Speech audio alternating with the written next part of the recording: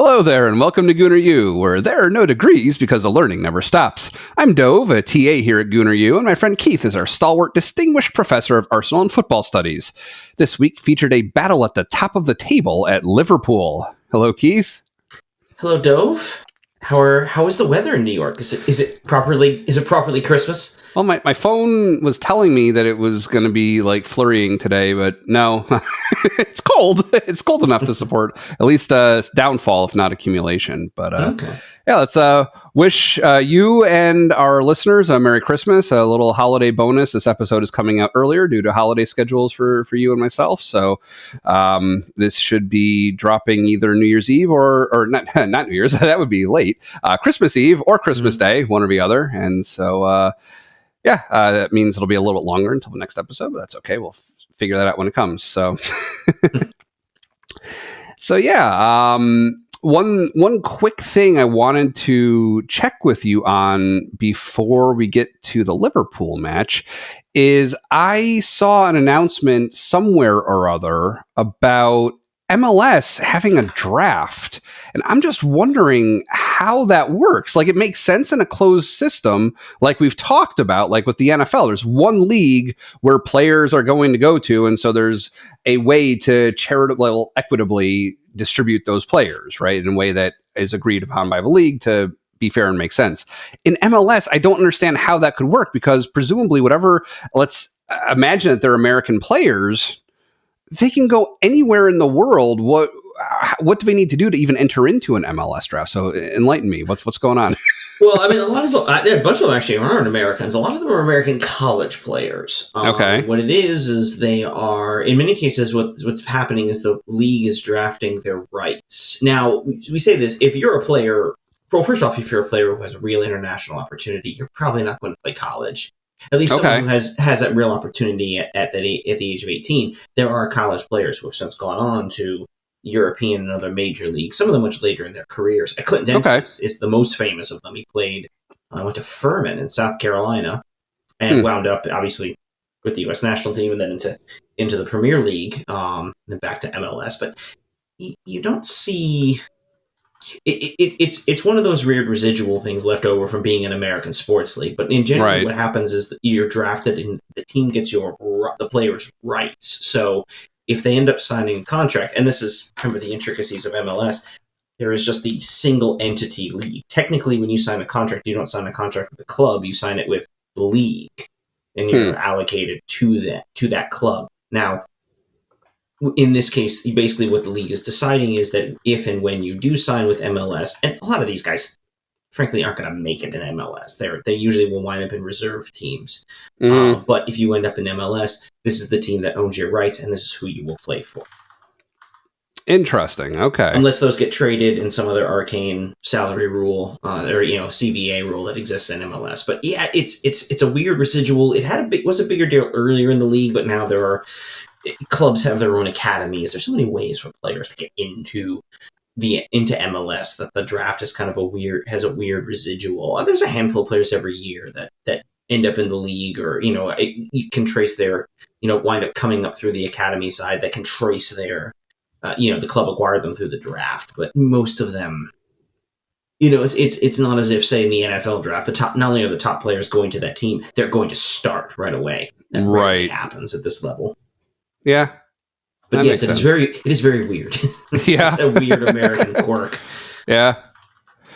Yeah, so they go straight to the main team, not the MLS like Pro Next or whatever their lower down division is. Yeah, they do actually end up in the developmental league, and a lot of it just stems from where they are on the roster. I mean, there are some that might make the team right straight away, but probably as reserves. And once you get past that first round, you're not really dealing with guys who are going to play right away or play in MLS, probably. But then again, even in some ways, it's a little bit more like a draft in baseball, where you're not going to see them play for a couple of years, and so where they get first, second, third round almost doesn't really matter. Right. Well, I guess it's like that team kind of has the rights to them for a certain amount of time. So, yeah. Right. And most of your, they can be nice complementary pieces. And if you read the analysis that pops up, I mean, a lot of the best analysis of the draft comes straight from MLS website. But they'll remind you of all the players. There are good players that come out of the draft, and they're not wrong, but that's not where a lot of them come from. Yeah. But good teams are built from players from all improving your. And this is true across sports. Good teams are built by acquiring players from a variety of avenues. There's no one right way to build a championship caliber team. Right. Actually, along those lines, I saw something. It was probably on Arsenal's Twitter feed or something, but I guess they brought in a new recruiter from some big team. I can't remember which at the time right now, but it was like Real Madrid or Barcelona or something. They brought in some big name. Yeah, there was a guy who was, I want to say, not Xavier, it's probably pronounced Xavier or something, but Javier, I believe, yes, I believe I saw the same thing. I skimmed through the story. I've been holiday traveling, so I haven't really read as much as typically I would want to or would usually be able to. But that's fine. They're only writing more pieces these days because everybody's hanging out. And it's the end of the year, getting perspectives. But it's fine. It's fine. Speaking of which, by the way, so I know that one of your favorite news sources is The Athletic for sports news. One thing that's really interesting is Apple has a service called Apple News Plus. So this is a way in Apple's News app to get access to other subscriptions that would usually be behind a paywall. So the Wall Street Journal, for instance, and certain other not Variety, Vanity Fair, Wired. There's certain publications that have deals with Apple, so you can read them in the Apple News app if you have Apple News Plus. Now, that's never been appealing to me as a standalone subscription, but it turns out I have the Apple One subscription, which is give me all of Apple's stuff, everything that you can subscribe to with Apple. And that's how I get Apple TV Plus and all the other Apple things that I do. The Athletic is coming to Apple News, which is notable largely because I didn't realize this, but I guess the Athletic is a subsidiary of the New York Times, or is run by the New York Times. I'll try not to hold that against them. So they and the Wirecutter, and the Wirecutter is a site that I've used since long before they were acquired by the New York Times. I guess they're coming to Apple News also. So that I'll have a link in the show notes. I don't remember the date that's effective, but not yet. I tried. So that'll mean people who have that subscription don't need to try to get around the paywall like we've discussed before with The Athletic. So they'll have official access to it, legitimate access. So today is December 23rd. We are recording the same day as Arsenal's only match this week. They went to Anfield. They played against Liverpool, played them to a standstill. And it was quite a match. It was more exciting than a 1-1 draw might otherwise sound to watch. Well, you say that, but I hope at this stage that you're developed enough as a connoisseur of the sport to understand that, just because there aren't goals doesn't mean there can't be a lot of action or a lot of excitement. Yeah. I say this as someone who played defense a lot. Stopping goals is sexy too. Oh, yeah, of course. The thing is, I guess what I'm comparing it to is we hear about a 4-4 draw against Manchester City, and you're like, oh my God, that must have been crazy, right? Mm-hmm. A 1-1 draw doesn't necessarily prick your eyebrows up the same way at first. Right. Yeah. But it was an interesting game to watch. It was two really strong sides coming against each other. And playing like it. They came in first and third. Arsenal was still in first because Aston Villa unexpectedly drew yesterday. Okay. And Sunday. Yeah. Wait. I think it was Friday. Sorry. I don't know what I'm on vacation. By the way, I'm not going to go to the exact location I am, but there is a beach nearby, so I'm nice. I'm not on the beach, but I'm not beach, on the beach adjacent. I'm not there. But this is in some ways exactly the kind of game that you would want to see between two title contending sides. And a lot of the comparisons made during the broadcast to Liverpool's previous game at home, which was the 0-0 draw with Manchester United, where they outshot United, they edged United in shots 34-6. Mm-hmm. And essentially it ends as a draw in a game where United was essentially hanging on for dear life. flash forward to this one. This game ends 1-1, also a draw, but a game that was, statistically speaking, very much on the knife edge. I saw a rundown of some of the statistics, almost virtually even across the board. Passes, shots, possession. Shots on goal, everything. And it was all very close. And, in some ways, it's, as someone with a rooting interest, obviously we wanted the game to go to a certain way, or would want certain things. In a vacuum, 1-1 at Anfield makes me happy. I'm not good. I'm content to come out of the game with this result. But there are a few moments where you thought, and there were a handful of moments Liverpool will feel exactly the same way. I mean, exactly right. Two very good teams. That with a step or two in one direction or another may have come away with 3 points. And not so much that they wouldn't have deserved the 3 points, but coming away with 0 might have been a bit of a harsh result. All the league. The league leadership is high-fiving themselves for the early Christmas present line that they're going to be able to give with the result. Not just the result, but also just the game itself. So a good game between two teams that are they're top of the league right now, first and second. Yeah. Well, yeah, exactly. I mean, I know the one really big thing that we're going to have to talk about is definitely the Saka hair color change. I think we can't go the entire episode without discussing that in great detail. At first, I thought it was just a reflection off the lights, and then I got into the look and said, no, that's a choice. That is a choice. I mean, it must be a right side thing. It's spreading from the defense to the forwards. I don't. I mean, as long as he doesn't go, quite the frosted tips like Ben White did. That was some unfortunate high school flashbacks on that one. Not for either of us necessarily, but just the environment. You know what I'm talking about. We avoided that, yeah.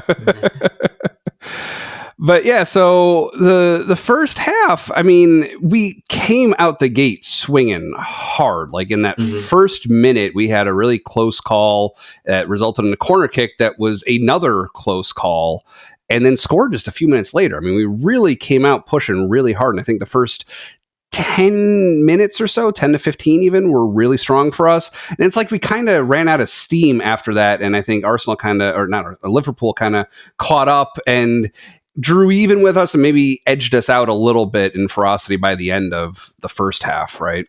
Yeah, I think that's about right. I think we were the stronger team in the early going, and I saw somewhere, fans' analysis, they said there were two ways the game could have played out. One is a game that's much more in control. Arsenal likes to play with control. We have the ball, we dictate what's happening, there's, movement on our terms. Maybe there's a break the other way, but generally speaking, we do a good job getting back, reasserting control, even giving up a shot. It's not necessarily a quality one. You saw that a lot against Brighton. Mm-hmm. The other option is chaos and a game where a lot of crazy things will happen, and that's a game Liverpool wants to play. They're a team that thrives on that, especially at home. Thrives on that kind of energy. It's the way Klopp wants them to play. It's how they do what they do, and we saw some moments there where we lost that control, and it's a very weird game because we've talked about in most games Arsenal, and I imagine Liverpool feels this way a little bit too. In most games we play, Arsenal is clearly the better team, and the other team is sort of hanging on. And with Liverpool, for both of us in this game, we're facing someone who's not only willing but able to go for it. I mean, we saw in the Champions League, right, to see PSV or Sevilla say, "Let's go for it," and they lose 4-0. Right. Liverpool's not going to lose 4-0. Liverpool can go for it. Yeah. In fact, in some ways, we'll talk about their defense, but the sort of line with Liverpool this year has been the game's going to end 4-3. It's just who's going to get the 4. You score 3, we'll score 4. You score 4, we'll score 5. And that's not defense is better than that. And I thought particularly today, but I think it's a weird thing to say about such a wild game. I tend to agree with this. I think the 4 center backs are the ones who really deserve the plaudits. I thought their center backs were very good. Very annoying, but they were very good. But then again, ours are pretty good too. Yeah, and I mean, you can't fault Salah. That shot that he took was perfect. Like it went exactly where it needed to. and just was out of reach for everyone. I mean, if anything, maybe equal credit to Salah and Zinchenko. I think we're seeing kind of Zinchenko's lack of defensive chops there biting us again. But yeah, I mean, you're putting Zinchenko, who is admitted. I mean, I think it's fair to say, for as much as we love Zinchenko and what he does, I think it's fair to say that if he was healthy, that's a game for Tomiyasu or Yuri and Timber, who are, to be blunt, better defenders. Zinchenko, there are a lot of things he can do well, and has some solid moments defensively. But Mo Salah is one of the best in the world, period. Right. I mean, there are a lot of defenders he will make look silly, but you're isolating on a situation. You're getting Zinchenko isolated with him. How much do we blame Gabriel for not helping? I don't know. It depends on tactically how they're supposed to be setting up. But it's a great finish. Oh yeah. Yeah. And a great player sets himself up. But yeah, you'd like to see the defending be a little better there. It was not over the worst defense we played all game, but we can get to that in the second half. Yeah, right. We skipped, by the way, we just totally missed the part where we scored. Let's not forget that. That's my tendency, is to focus on what anyone in any situation has done wrong more than what we've done right. But yeah, I mean, it was nice. It was it's funny. We talked a lot last week about corner kicks and how we're top of the league for converting corner kicks. And I think my dad I was watching with him on the phone during the match, and I think he noticed the on-screen graphic was showing, I guess we're tied for corner kicks now. Someone caught us this week. We're tied for corner kicks in the league. But I think more broadly, this was another set-piece goal, right? You had Odegaard take the free kick, and Gabriel headed it in, and it was beautiful. It was another one where, like, he timed his run just right, because definitely they were reviewing it, and if he had been like a fraction of an inch further forward, they probably would have called it back. But yeah, it was Cody Gakpo who was just a little bit further back. Although it's interesting, they pointed this out a little later in the game, but if you watch it, the Arsenal players actually start, if you see the way they were lining up, the Arsenal players actually all start closer to the goal. And then as the players come to the kick, they'll run back and then reverse direction forward. I didn't notice that. Interesting. It does kind of unbalance the defenders, because they're trying to set the line. Well, they're trying to do both. They're trying to set the line for the offside. They'd love to get that trap, but you can't do it too much, because all it takes is just one guy to be a little slow or to not recognize the shift, and all of a sudden everybody's on side, and you get some free headers. And frankly, I think Arsenal has said, even if Gabriel hadn't gotten it, there were a couple other players who were free and open in that space. And, Alisson is a very good keeper, and he just didn't even he could do better with that. He's gonna watch that tape afterwards and say, I should have done better with that. And maybe that's right. But I thought but overall it was a really good play, and we talked about that, like that Arsenal setting themselves up in set pieces, and to do it to Liverpool, who I think was one of the pioneers in the set piece coach, to have someone who essentially draw those kinds of things up, and Arsenal continues to develop that part of their game. And for years it was a weakness, and it has become, as you point out, numbers wise, it is a strength of this team. Yeah. So with what you're talking about, with them starting off all basically in an offside positions and moving back and then forward again, this is all before Odegaard's foot has connected with the ball, obviously, because otherwise they would have been stuck offside. So it's as he's like backing up and like raising his hand and getting ready to approach and kick. That's when that's amazing. Yeah, there's a timing mechanism too. Yeah. Part of what they're practicing presumably is deciding, okay, when he, what are his signals? I mean, again, you see that sort of all the time. They raise their hand. Right. I mean, a lot of that is a timing mechanism too. They're not just question. They're I know the answer. There is signaling involved in all of that, and so it's for them. Okay. They know, as the players, as they practice this, they know the timing that's supposed to be coming up there. Whereas for the defenders, of course, you're not really sure where they are, where they're going, and you don't want to get yourself caught out. Again, all of these things we talk about, the short corners, all these things are done meant to unbalance the defense, make them move in different ways, or do things that make them see something either they don't expect, or perhaps make them think they see something that isn't actually there. And so, and that one really really went well. Yeah. Really good one. Yeah, no, I'm going to be coaching U8 again in the spring. I'll have to work with 6 and 7-year-olds on their timing of corner kick receipts. Yeah, good luck with that. Yeah, see how that goes. So the first half also had a collision with Saka that I don't think was... That one wasn't called a yellow card, and I'm pretty sure it may not have even been called a foul, but resulted in a broken clavicle taking a player off the field for Liverpool. That was unfortunate. Yeah, so I did miss a chunk of the first half, including the Salah goal, which I saw in the highlights. I saw a couple highlights of this one. It looked like not so much the collision, but the way he fell, and as they fell into him, basically rolled over underneath Jurgen Klopp, who turned out to be fine. Yeah. I mean, not that would I've certainly seen. You watch enough games. I mean, the coaches are standing right on the sidelines. Depending on the sports, they've been hurt by that sort of thing. Players running into them or undercutting them. He was fine. His jacket looked pretty poofy. I think he was ready to accept any contact. It's a good the poofy the good poofy winter coat. But yeah, no, it's unfortunate, but it's got to be the way that he landed on the ground. Now, the commentators are pointing out too that he landed on the turf, not on the grass, and so there's less cushion there. Where if you land on your shoulder the wrong way, I have a broken clavicle on my shoulder from went down on a motorcycle, but like you just land on there and it isn't a giving surface, and your clavicle's a pretty skinny bone. So yeah. It's unfortunate, to everyone involved, obviously, but again, one of those injuries happen. These things happen, but then the yellows started to come out.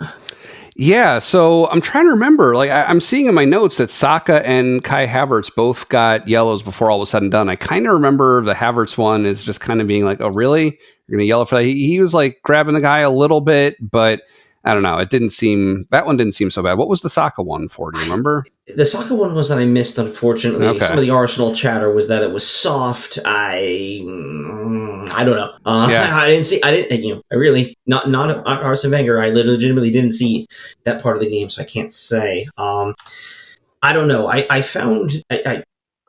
Gosh, we're going to get into a referee conversation again. I found the yellows inconsistent. The Havertz one I thought was I might have been soft, but I feel like at the time I understood it. This is what we get for doing this immediately afterwards. That I haven't had a chance to review too many things. I don't remember. Right.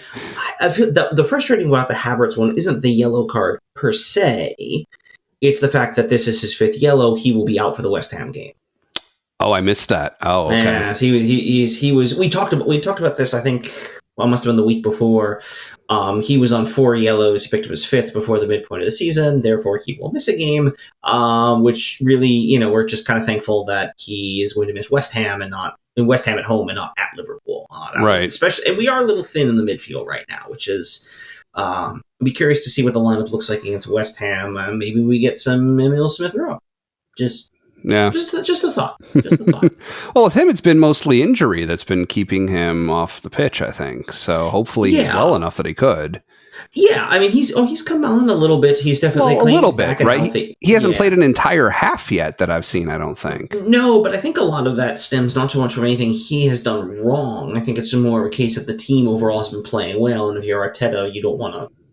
Don't mess with success. You're not going to make too many changes. That's I mean, things are working. I mean, this was the same lineup that we saw against, whoever Brighton last week. So you're not generally, ideally. I mean, we talked about this a little bit last year, right? With Arsenal starting so strongly, they kept rolling out the same lineup in part because, they keep winning. I mean, why change? We'll see. Our schedule is. We'll talk about the schedule after we finish up on the game. But our schedule decision is congested this year. It doesn't feel as congested this year. I think because the holiday is right on the weekend, which does sort of make it feel a little bit more normal of a week in terms of going through the festive period. But sure. But yeah, it's yeah. All right, but sorry, I lost my train of thought a little bit on all that, but that's okay. But yes, Havertz will be out for the West Ham game, which is disappointing, but better that he misses West Ham than misses Liverpool. Well, it's also not entirely unsurprising. I mean, he feels like he's a player who's gotten a lot of yellows this season so far. So I'm 5, hoping, as it turns out. Well, in the Premier League, right? Yeah, 5 in the league, right? So yeah, it's he should probably make some adjustments in his play style, I would think, but something, even small ones, but. No, I don't think you're going to see a lot of that. In some ways, in more ways than we expected, he may end up being sort of the new Xhaka. How many of these yellows are just wrong place, wrong time? Yeah. In terms of the referee's opinion, I mean, how many of them are when you're there are some guys that when they're playing well, they do play with a bit of an edge, and some games that's going to come back to bite them. I mean, the problem I really see with us isn't so much Havertz picking up yellows and missing games. It's having a midfielder miss a game during a period in which our midfield is through injuries and other things a bit thin. Mm-hmm. Jorginho was out for this game. Elneny is only recently healthy, and we're not going to trust him to play a lot of games. Declan Rice has been playing a lot of games, which he'll keep doing. He's an energizer bunny. He just keeps going. We have him, Smith Rowe coming back, but of course he hasn't had a lot of playing time lately. So I think we have options. Obviously, Thomas Partey is the big loss. We're not going to see him until January at the earliest. Maybe not even until February, pending the Africa Cup of Nations. Right. But we'll see how that. Yeah. So that's sort of the frustrating thing. Is not so much. It's not that I really want Havertz to play against West Ham. It's just, all right, who is going to play midfield? Right. Well, yeah, I guess we'll have to wait a week or so and find out. Well, thankfully, yes. As it turns out, we will get a whole week to wait, which is kind of nice. Right. A little padding in the schedule. So anything else you want to discuss about the first half before we move on? I guess we could talk about this a little bit now. Is it just me, or does the field seem kind of slippery? Yes. I noted slip sliding away. I at least a half dozen different players I saw the entire time. I noticed, I think it was not long after the halftime break, Jesus, the back of his shirt was like wet, like had droplets on it. It never looked like it was raining. I don't know if they just over watered. I know we've talked before about sometimes some teams will water the pitch more to make the ball go faster.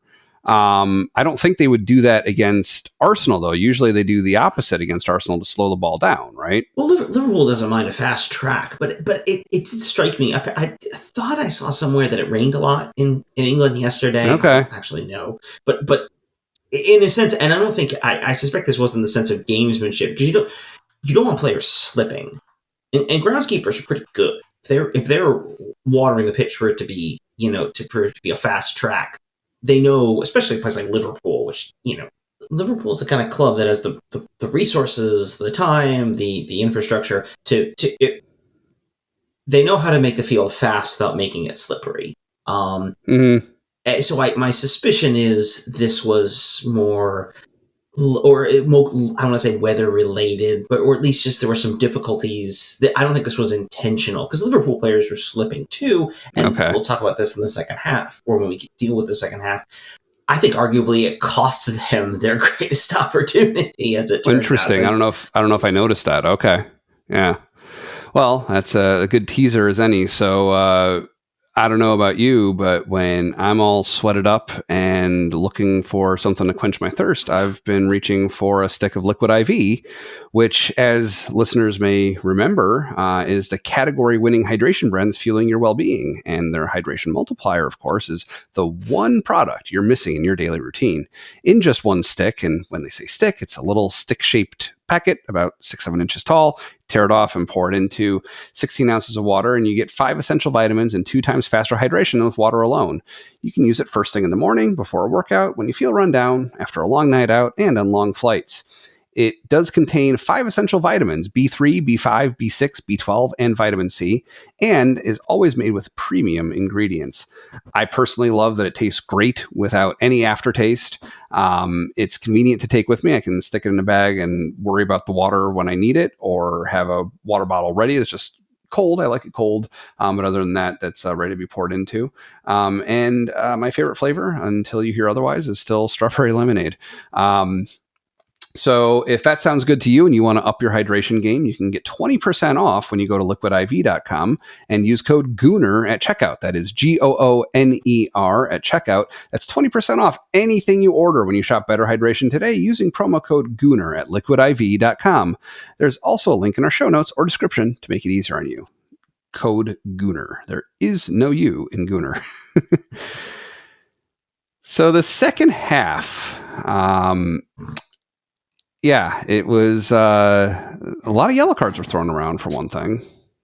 Yeah, there were, and I guess my thought on the yellows is more that it felt, and I don't want to turn this into refereeing because I don't think the refereeing had a material impact on the game. I thought, the result was fair. I don't think anything was necessarily changed. Although we can talk about the refereeing decision we didn't mention, which was the penalty not given. We forgot to mention that. That's true. Yes. We'll segue into that by talking about the officiating. That was very inconsistent. And there are some times where, players, the officials, sometimes yellows are a game management tool. Sometimes a foul that doesn't look particularly serious, but because of when it occurs or where it is on the field, it winds up looking worse. So we see this a lot with shirt tugs. And, is it a shirt tug foul or is it a tactical foul, right? A cynical break up a counterattack kind of play, and that one can be a deserved yellow.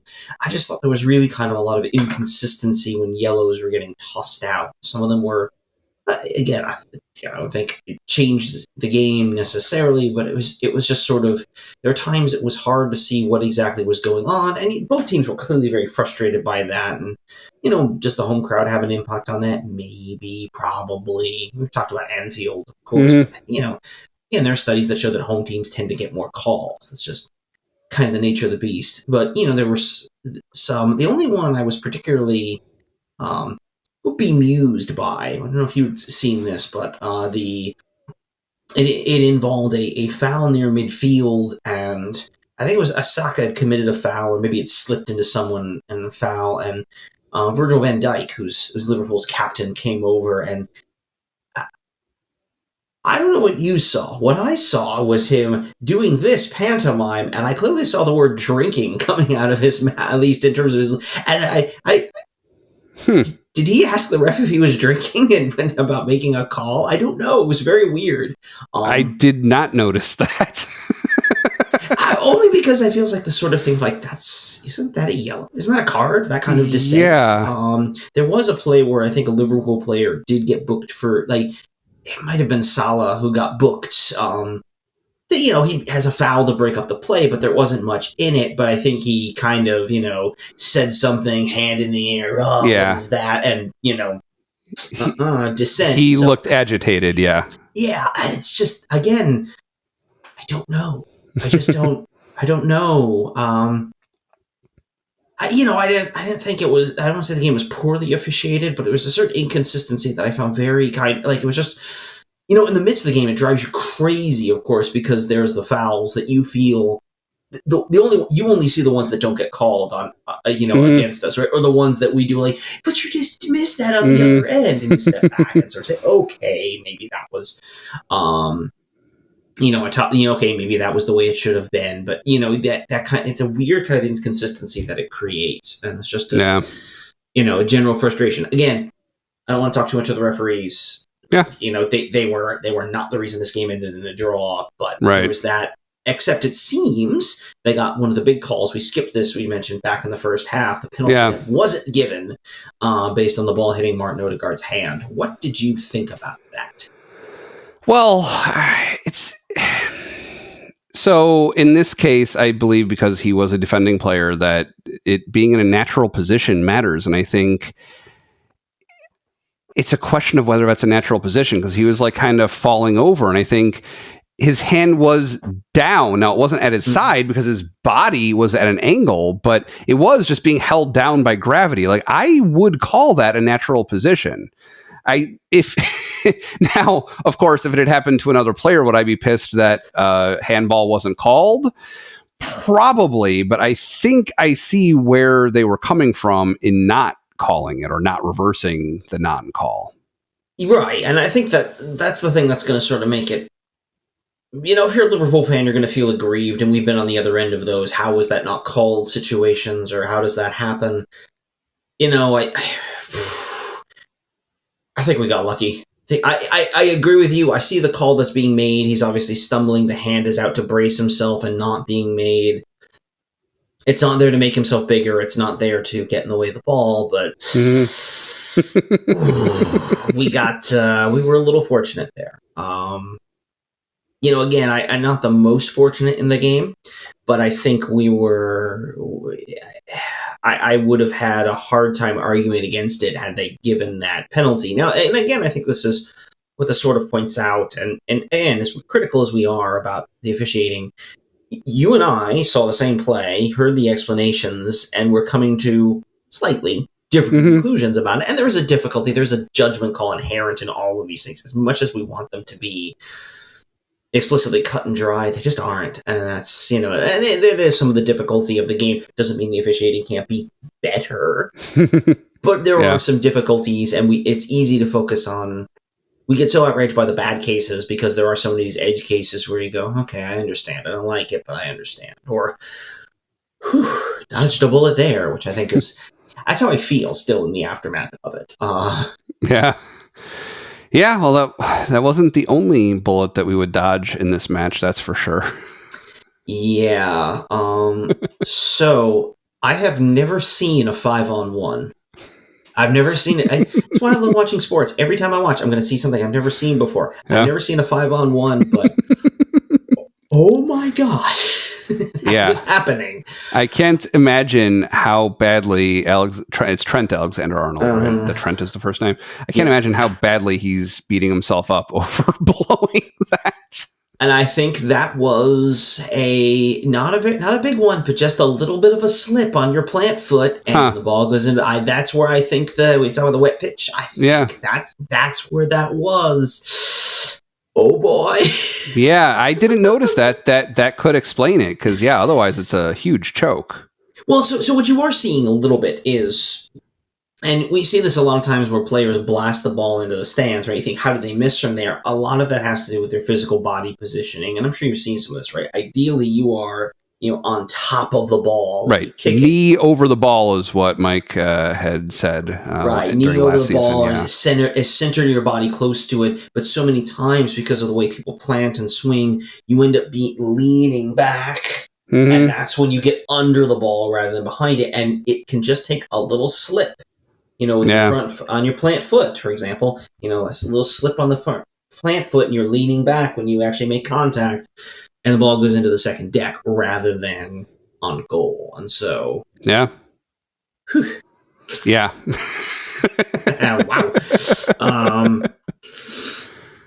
But and I thought we sort of talked about this. We let off well. We played well in the first 10, 15 minutes. Obviously, we got the goal. A lot of good play there. I thought we were better. We were the better team probably for the last 10 to 15 minutes. Which that's definitely our MO. Yeah, but then there was that middle section where I think for not all of it, but definitely for stretches, Liverpool was definitely better and more dangerous. It was their kind of game. But again, a really good kind of back and forth game between title contenders. And that's what they both are. I already saw this line coming out afterwards. Well, City is the real winner here. Okay, fine. But both of these teams, Liverpool has a draw with them. We have a win. Like, neither of us is going to be afraid of them head to head. Now, are we about to hit that stretch where City's going to win 20 in a row? Yeah, probably. But, the City, by the way, was off this week. They did not play their game because they were busy in Jeddah, Saudi Arabia, winning the Club World Cup. So, congrats, I guess. They did win? They won. They beat Fluminense of Brazil.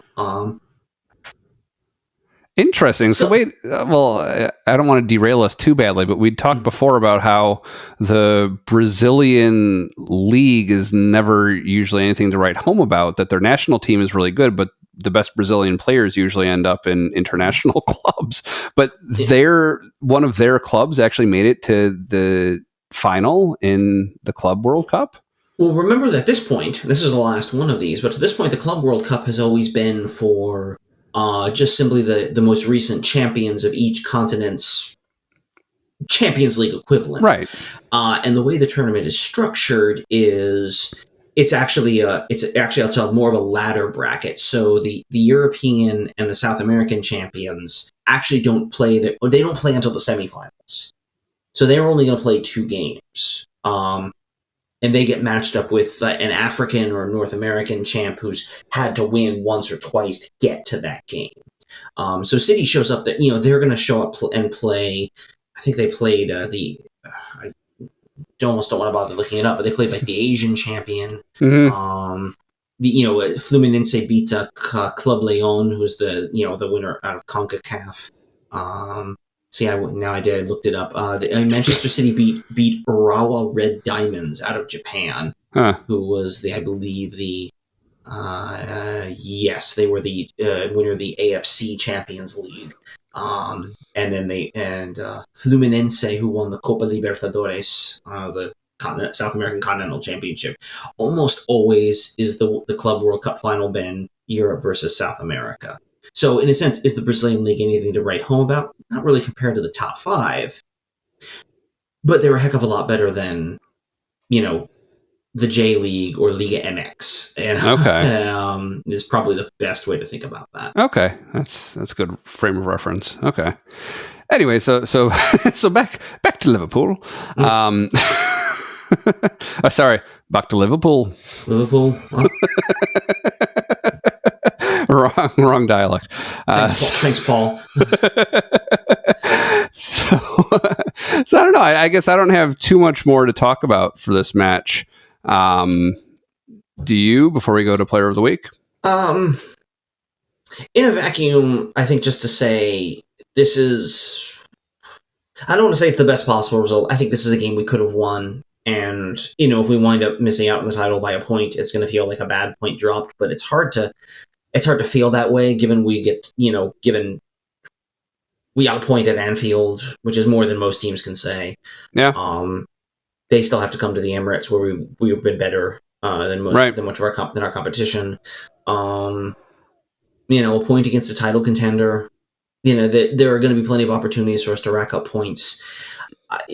Yes, I would like to get a win there because, as they point out, it's been like 12 years or something since we've won there. Mikel Arteta played in that game. Oh, okay. Which, now just makes me feel old because, of course, I remember that one. I realized it was 12 years ago. They kept mentioning Andre Arshavin scored 4 goals once there, which was cool, but also, again, how long ago that was. And I'm like, no, I remember that game. I remember watching it, at least. We've had some wild ones with Liverpool over the years, so... Yeah. So I'll take the draw. The draw. Who's your player of the match? I'm going to go collectively. I want to say collectively the center backs, and I mean this for both teams. Okay. I have to say. Talk just briefly about Liverpool's. Virgil van Dijk is arguably the best center back in the world. He's an excellent player. He's maybe a step off from where he was just a couple of years ago, but still very good. Ibrahim Kouyate was there. Others. So one of the things coming into this game was talking about the matchups. We talked about Zinchenko and Salah and how that makes us all a little nervous. From Liverpool's perspective, Gabriel Martinelli has roasted Trent Alexander-Arnold, who is a very similar player to Zinchenko in that his skills are more forward-based than they are defensively, and he has had great difficulty with Martinelli over the last several years. But I noticed it seemed like when Martinelli was cutting in, it wasn't Alexander-Arnold he was going up against. It was Kouyate, who did a very good job with him. Right. I don't think Martinelli had a particularly great game necessarily, but some of that is Kouyate. Yeah, interesting, well. Yeah. I would also say, though, on our end, yes, I'm not in love with the job that, obviously, we talked about Zinchenko, had another bad giveaway, which also almost led to a goal. We talked about the Salah goal. Ben White, I didn't think was anything special today, but if Virgil van Dijk isn't the best center back in the Premier League, William Saliba is. Mm-hmm. Here's your William Saliba appreciation moment. He was excellent. And Gabriel was very good today as well. Got the goal. Obviously, it's a big one. So I feel like all the center backs, and obviously Declan Rice was good as he usually is, but I feel like collectively on both sides, and a shout out to Liverpool as well on this one. I thought collectively the 4 of them were overall the best players on the field. I didn't, Raya and Alisson didn't really weren't really tested a lot. Didn't have to make a lot of great saves. And they're both very, Alisson's a very good keeper. So yeah. So if you had to pick between Gabriel and Saliba, who would you pick? I'll take Gabby. He got the goal. Okay. I'll give Gabby the goal. But Saliba would be a perfectly good shout. Yeah. Yeah, my mind was there too. I ended up settling on Gabriel also, not just because of the goal, but because he's had enough good stuff going on in a bunch of games where maybe there are other players who I picked more. So kind of in recognition of that and his contributions this match, he gets it from me. So yeah. What is coming up next week? So next week, the festive fixtures. It's such a weird one. Typically, of course, we play on Boxing Day, that being the day after Christmas, the 26th. We are not doing that this year. We're actually not playing a game until Thursday. We're home against West Ham, which is weird because that's now basically a week between games, which doesn't feel that unusual at all. When we talk about this stuff, the festive fixtures, as they're called, is usually a period of congestion. Here we are getting essentially a week off before our next game. But then the games come fast again. Thursday against West Ham, and then Sunday, New Year's Eve, we close out 2023 in a London derby at Fulham. So, all right. And then, of course, just because, I don't know if we will get to talk necessarily before that, but then a week from that, we get a week off from that, and then the 7th is the third round of the FA Cup at home against, wait for it, Liverpool. At home, though. At home. Oh, yes, at home this time. So, and the reverse fixture, weirdly, a month later. But anyway, that's a conversation for later in January. But yes, so West Ham at home at Fulham to close out the calendar year and to take us to the halfway point of the season. If we aren't there already, I'm struggling to do the math. And I think we are. No, I think actually the West Ham game is actually halfway, is our 19th fixture. So okay, we're halfway there. Nice. Well, thanks for joining us at Gooner U. We're on Apple Podcasts, Spotify, and some other places, including YouTube. And we appreciate you subscribing to our show and sharing it with friends. If you want to give it a rating and review on Apple Podcasts, we would appreciate it, of course. If you are watching on YouTube, please like and subscribe. To support the show even more, you can become a Gooner U superfan for ad-free episodes, bootleg recordings, and bonus segments and episodes. It's only $1 a month, and there's a link in the show notes to join.